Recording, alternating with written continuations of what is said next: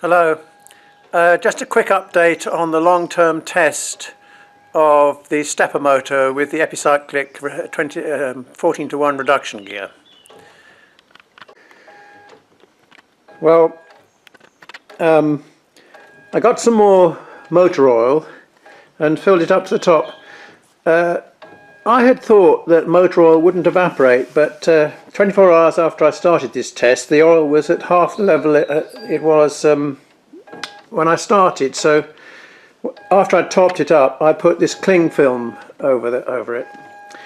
I've also put a piece of wood just to stop the bottom of the rudder shaft from reacting backwards every time the rudder turns.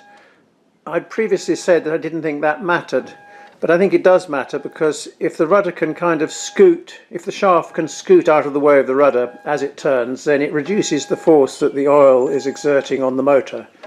So although that force is totally arbitrary and I haven't measured it, I just thought I'd rather have the bottom excuse me, the bottom of the shaft constrained by going through a hole in a piece of wood.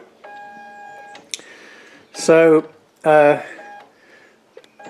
it's still carrying on, making about one movement on average every 1.3 seconds.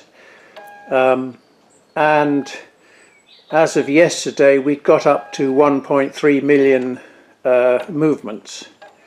And so far nothing has gone wrong, apart from the fact that I seem to have had a few power cuts or something that stimulated Windows to reboot itself. And the Arduino itself has restarted twice, which is slightly odd, but I think possibly they were unnoticed short duration power cuts that caused that.